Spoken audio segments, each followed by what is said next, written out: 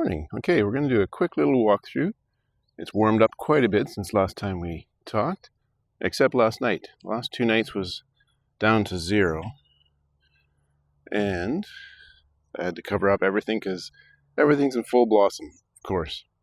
But I think we made it through. So I'm just going to put the phone down and we'll uncover the pear tree.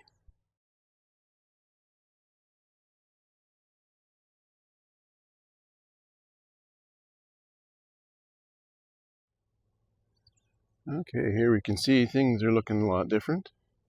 There's leaves, lots of blossoms this year. Some of my grafts are waking up quite nicely. Some of them didn't make it, but there's still hope because there's a bud growing there. Overall, I'm pretty happy with how things are shaping up. So this is now the end of May. I'll do a video on that. We'll graft that onto an apple that we like. This tree's just waking up yet. It's only half woken up. Different varieties wake up at different times. And we'll head to the backyard. Hey Annie, you gonna help me look at the trees?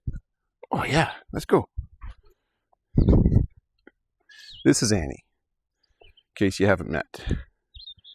So, the garlic we could barely see last time, coming up nicely. Grapes are still mostly asleep, but the Arctic cold hardy kiwi are starting to leaf out.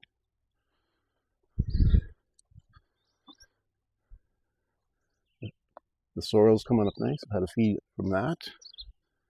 And the beautiful thing of every spring, these are starting to come up, and I've had a feed of those. My first feed last night. Asparagus. The mint patch is popping up nicely. And then these are quite nice. This is the wild plum I got out of the ditch. Nice, beautiful full bloom. And that nice.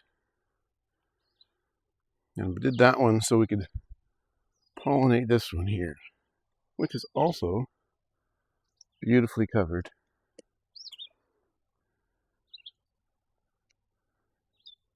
In full bloom. And that's the sad part about living in zone 4. About 5 years ago we were zone 3. These early bloomers can get totally killed by frost. So that's why I covered them up last night.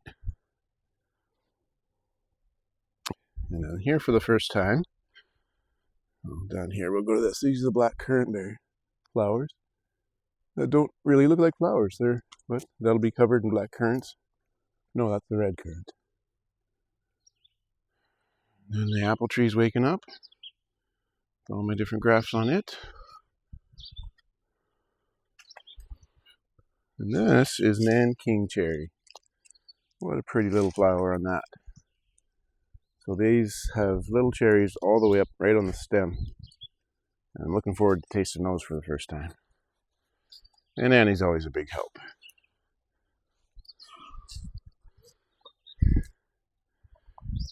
Alright, I won't do this too long. Just show you some of the things that have happened in a month. She's a little rough in my garden sometimes, but that's okay. This is my air prune box, which I had most everything out of, but sprinkled a bunch of garlic. Bulbils is in there, so that's mostly garlic. A little bit of violets.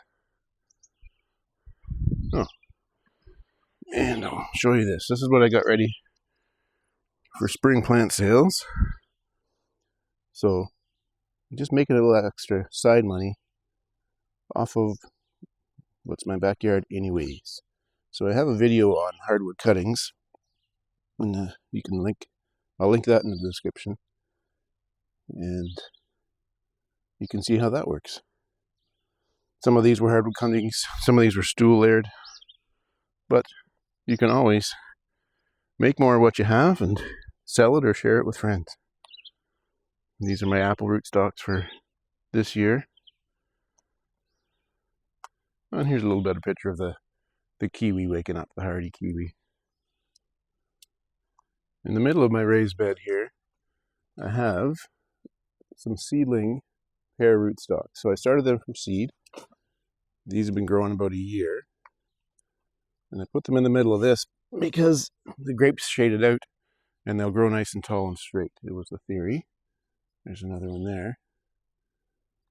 So then this year I'll graft onto those and then maybe pot them up and sell them as